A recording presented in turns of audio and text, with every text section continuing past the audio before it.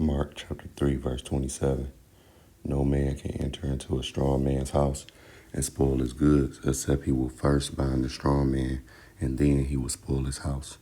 Before I get started, I want to give all glory, honor, and praise to Yahweh Ba'ashem, Yahweh Shah Ba'ashem, Bakar HaKodash.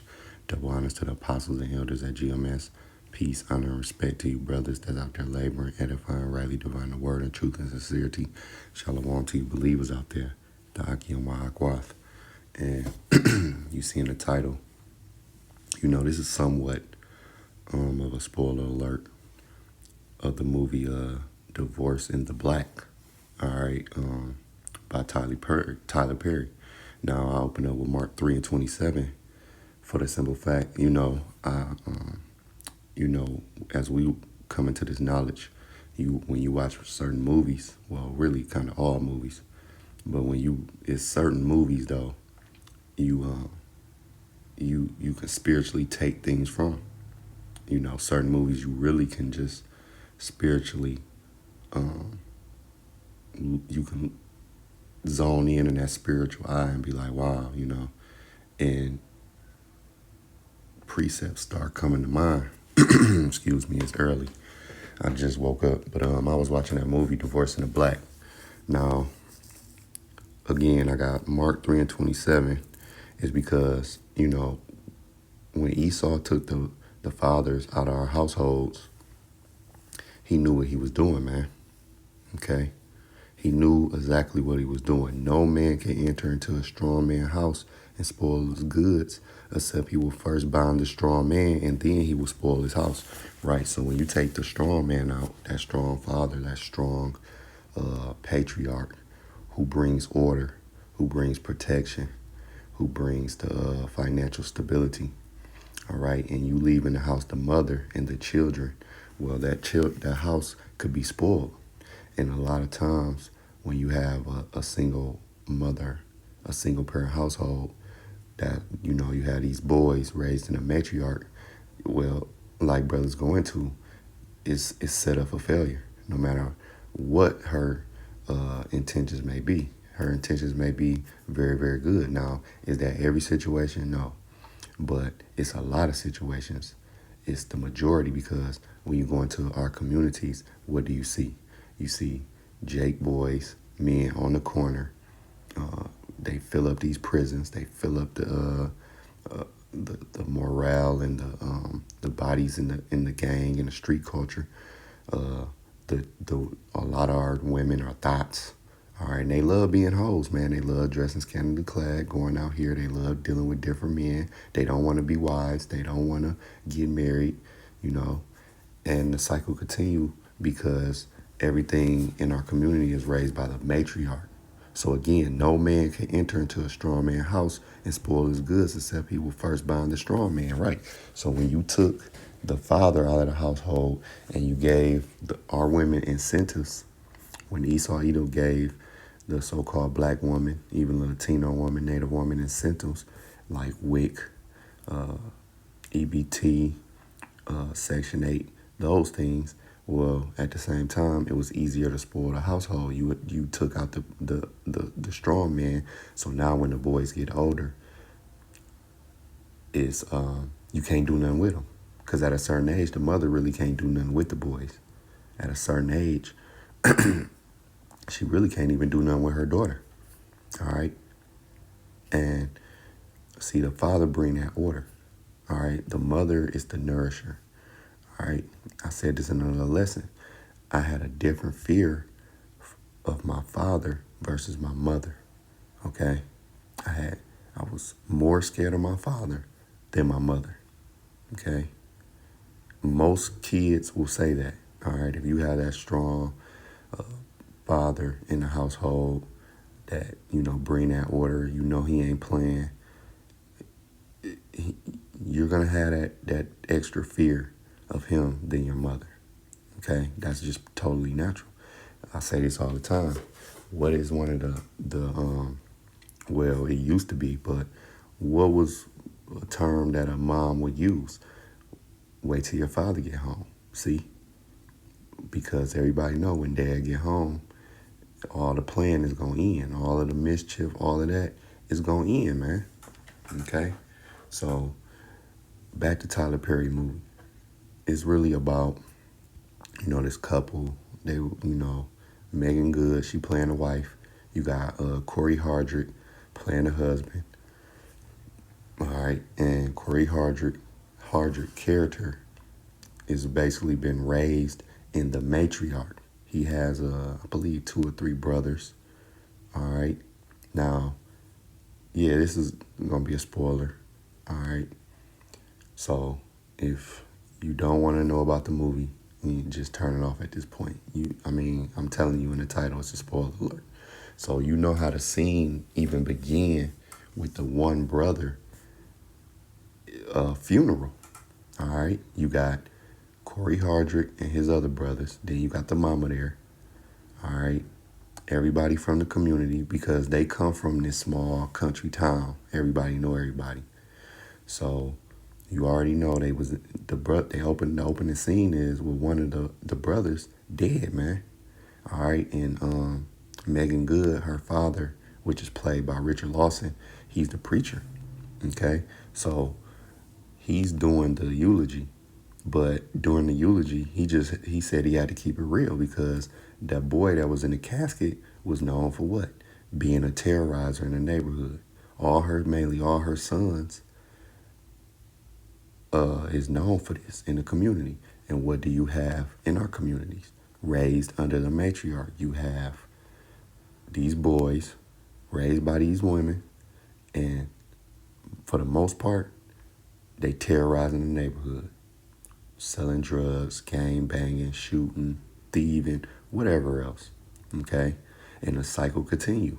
All right? Those boys, they grow up a lot of times. They popping off a lot of the women because the women like that thug, gangster archetype. So they creating children, and then they disappear, and then the cycle continues. Okay? Ride around in the so-called black neighborhood, you're going to see Jake at every corner, whether they be just sprawled out drunk, or they just out there acting wild, or they out there trapping. You're going to see the women walking around, scantily clad. This is what you're going to see. This is a result of binding a strong man. This is a result of single parent households. Okay? Is that every case? No. But majority, yes. So again, the opening scene is with one of her sons in a casket. We don't know how he died, but he's in a casket. So now when Richard Lawson keep it real about how he was a demon, not a funeral went left. The mother ordered the sons. First of all, she started taking off her dress, taking off her clothes, because I guess Megan Good, and her mother is played by I forgot her name, but she's a famous actress as well. I guess they had donated some clothes to the mother to wear to the funeral, and by it being Megan Good Father Church, because Megan Good and Corey Hardrick, their characters are married. Okay, so Megan Good, let her father let them have the funeral there. All right. So she started taking off the clothes, like, no, I don't want your clothes. And she ordered her sons to take the son's body out of the casket. All right. Because she got upset about what Richard Lawson was saying. Okay. Now, you fast forward to a scene where Richard Lawson, where Corey Hardrick character kind of, put his hands on Richard Lawson. Put his hands on the wife. So Richard Lawson, he went over there with the shotgun to go, check the boy, check, Corey Hardrick again, which is the husband of Megan Good. I hope this is all making sense. Well, the mama once again ordered, basically, her sons came out there and beat down Richard Lawson, but you've seen a lot of these scenes where the mama was always condoning, initiating her sons to do mischief. All right. And this is what you have a lot of times in these households, man. Eve sometimes get off on her sons doing mischief, man. And she allowed it. She allowed them to partake in the thug culture.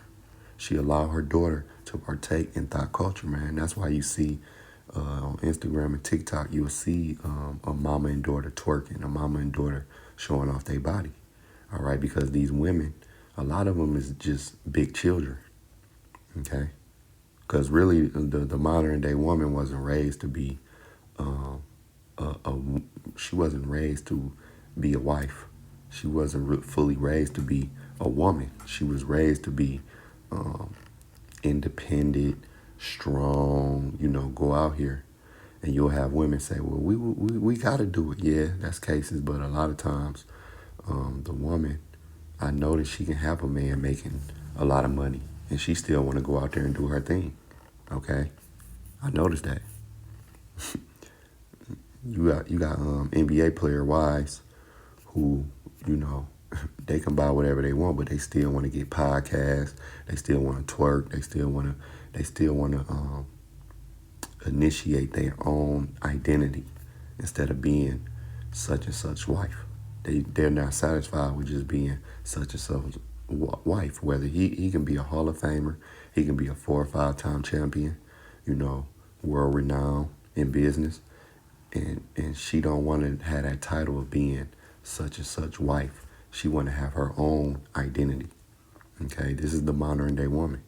So just because a woman is well taken care of financially, it doesn't mean that she's gonna be, you know, the Susie homemaker, the dutiful wife. No, these modern women, they wasn't raised to be that way.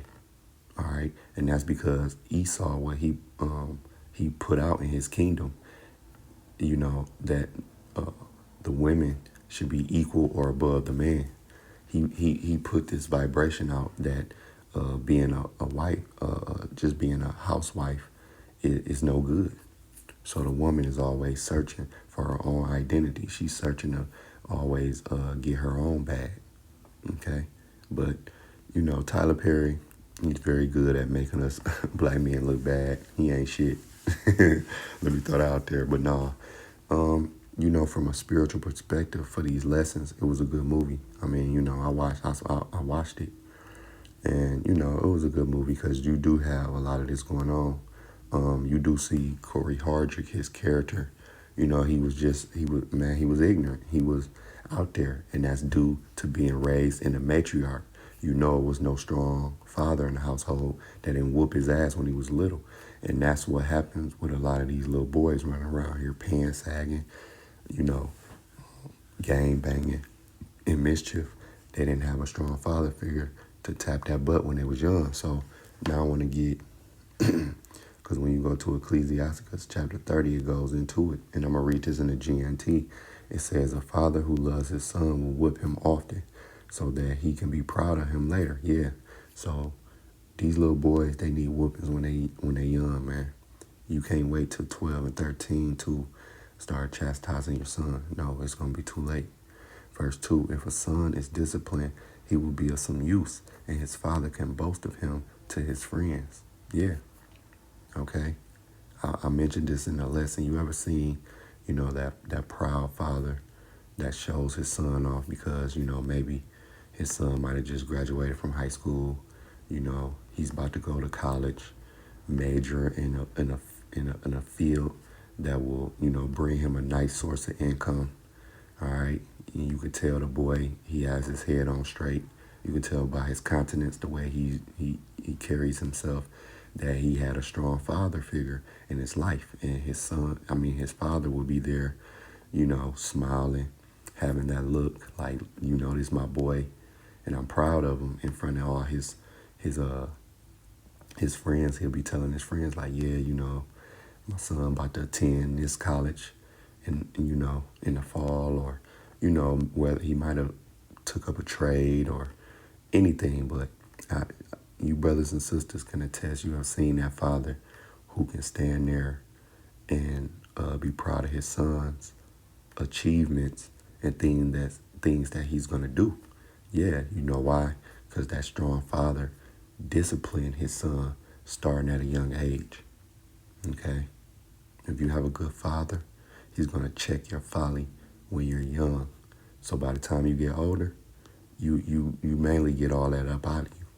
And of course, when kids are teenagers, that's a whole nother realm. But you still have that strong father there to put that in check. All right. Verse 3, anyone who gives good guidance to his son can not only take pride in him among his friends, but he can make his enemies jealous. While the father is alive, the sight of his son makes him happy. And when he dies, he has no regrets. He's not really dead because his son is like him. Yep. So when a man is basically, hey, I'm coming to the end of my life, and he's raised his son to a certain, status, and he be like, okay, he can feel comfortable passing down whatever he can pass down to the son, and know the son can carry the torch because he have instilled in him rules and lessons and things of that nature, that the son can take that and run with it and pass it on to his son, and so on and so forth. Okay. Verse 6, he has left someone. Let me read verse 4. They skipped verse 5. In the GNT, they might have put it together. Let me read this again. Verse 4, while the father is alive, the sight of the son makes him happy. And when he dies, he has no regrets. He is not really dead because his son is like him. He has left someone to take vengeance on his enemies and to return favors he owes his friends. Right. Carry the torch. Finish the deed of the father. All right. Because a lot of times, in antiquity, you had a king, he'll die, and his son, he would inform his son on things he got to do to further the kingdom. Things, don't mess with this guy. Okay, this guy, he good for you. Pay them this, do that. He would give him instructions on what to do when he passed, to keep the kingdom flowing, man. Because it was certain relationships and things that he had. So now the son got to carry on those relationships, all right, to make things flow. It was certain enemies and things that he had to be aware of, that the king had to be aware of, and he told his son about them, so his son can be on guard and be on defense when it's time to go. Okay? But he's comfortable knowing the son can handle these things because since his youth, he's been training his son up to take this role. That's the point. All right. Verse 7. But anyone who spoils his son will have to bandage his wounds. His heart will stop every time he hears shouts. All right. An untrained horse is going to be stubborn, and an undisciplined son is no different, right? You don't discipline your son when he's young. When he get older, it's going to come. You're going to reap what you sow, man. And that's why the mother, a lot of times she like to baby her son. When you have a good father, he'll let that mother know, no, you don't baby him all the time. Sometimes that nourishment is needed, especially when he's younger. Even when he's a teen and older, sometimes, driving a hammer down ain't always good. But a lot of times these mothers, they like to always baby their sons. And what they're doing is they're not setting him up to be a strong male in this world. Okay? Your father knows that you're going to go off and be a man. So sometimes he puts you through little tests. He lets you fall and see how you're going to get back up without his aid. Because he know that as a man, life is going to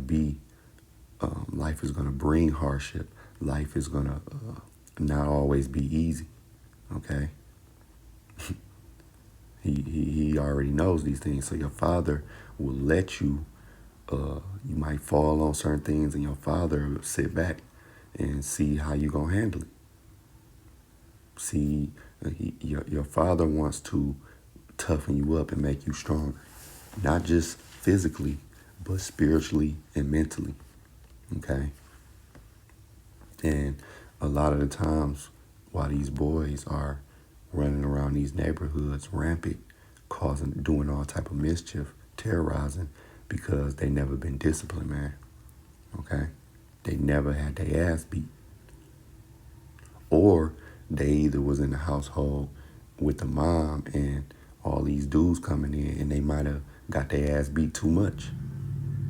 All right, it never was the balance.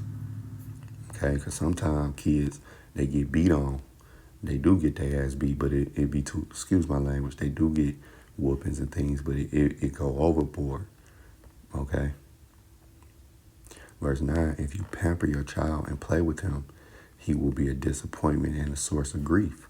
Laugh with him now, and one day you will have to cry over him, grinding your teeth in regret. Yeah, being that cool, too cool parent. Because there's nothing wrong with playing with your kids, of course. We all know that, and laughing with them. But what it's saying is, you and your son, y'all ain't friends. All right? You the father, he the son. You have to establish your dominance early, okay? As your son get older, the relationship does change. Yeah, you might, be 25 and your father might be 55 or 50 and y'all might go out and have a beer, okay? Y'all might sit back and drink on a little bourbon and watch the game or whatever, you know? Of course, you're not going to do that when you 17, but when you a grown man out your house, yeah, you could probably sit back. You might cuss and all that around your father when y'all in a man's lair. You might talk. Y'all might talk as men. All right, because the relationship does change as a son get older, but it's always that level of respect. Okay, it's always gonna be that level of respect. And that was something you was taught at a young age.